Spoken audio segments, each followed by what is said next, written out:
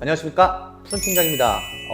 오늘은 프로모션들보다는 이제 조금 새로운 주제를 가지고 왔는데요. 바로 이제 저신용 관련입니다. 사실 저신용 같은 경우에는 국산차 장기 렌트로 광고를 하시는 분들을 이제 많이 보셨을 건데, 하지만 수입차도 가능할지에 대해서 궁금하신 분들이 꽤 많을 거라고 생각이 됩니다. 먼저 말씀드리면은 가능합니다.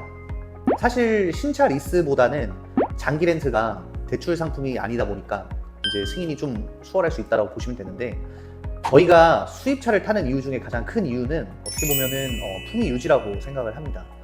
그래서 그런지 수입차를 구매하시는 분들은 장기 렌트보다는 이제 리스를 조금 더 많이 선호를 하시는데, 자, 그러면 여기서 수입차를 진행할 때 일반적으로 리스랑 그 다음에 장기 렌트 중에는 어떤 게 더 저렴한지를 확실하게 좀 알려드리도록 하겠습니다. 먼저 수입차는 리스, 그리고 국산차는 장기 렌트가 저렴한 경우가 많은데, 가장 큰 이유로 보면 보험료와 잔존 가치의 차이가 있습니다.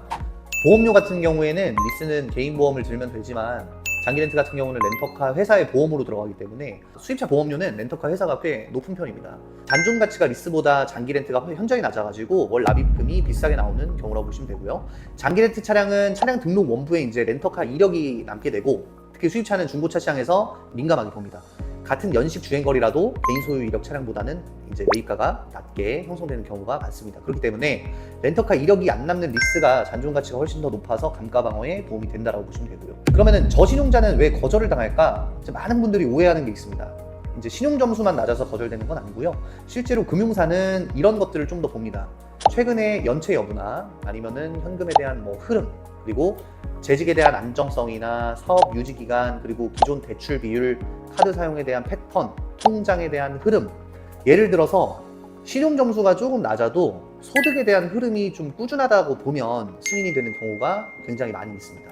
저 푸른 팀장은 지금까지 쌓아온 경력을 좀 토대로 해서 저신용 수입차 리스랑 장기 렌트를 좀 공격적으로 운영을 하고 있는 편이라고 보시면 되는데요.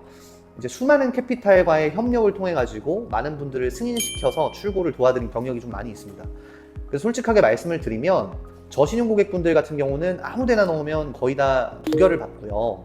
캐피탈마다 보는 기준이 굉장히 다르기 때문에 고객님의 상황에 맞게 여러 가지 캐피탈 안에서 이제 선택을 해야 되는데, 무작정 심사만 넣는 영업사원들 만약에 만난다라고 하시면 오히려 구매하실 수 있는 차량도 조금 더 구매를 못할 수 있는 상황이 발생을 하실 수도 있게 됩니다. 그래서 리스나 렌트에 어떤 부결 경험이 있으시거나 장기 렌트를 알아보시다가 포기를 하셨거나, 만약에 내가 신용이 조금 더 낮아가지고 수입차가 어렵다라고 들으셨다면 혼자 여러 군데를 조회를 막 이렇게 돌리시기 전에 상담을 저한테 먼저 받아보시는 걸 추천을 드리고요.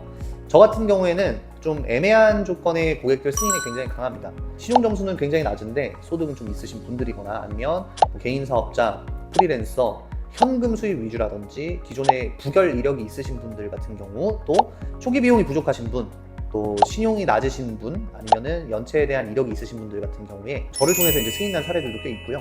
중요한 거는 무조건 다 된다라고 말씀을 드리는 게 아니고, 안 되는 거는 안 된다라고 말씀을 드립니다. 대신 가능성이 있는 구조를 좀 찾고 차량에 대한 급을 좀 조정한다든지, 아니면 보증금이나 조건을 좀 설계해서 최대한 승인 확률이 좀 높은 방향으로 진행을 하려고 하고 있습니다. 중요한 건 본인 상황에서 무리 없이 유지 가능한 구조로 가는 게 가장 중요합니다.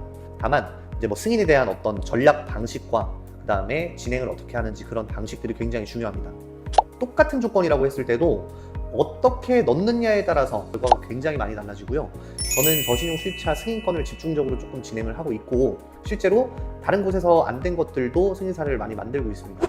현재 상황에서 어떤 차량이 가능할지, 보증금이 아예 없이도 가능할지, 리스가 유리한지 아니면 장기 렌트가 유리한지 궁금하시면은 상단에 연락처로 문의하시거나 아니면 고정 댓글에 카카오톡으로 문의를 좀 남겨주세요. 영상이 도움이 되셨다면 구독과 좋아요 부탁드리겠습니다. 감사합니다.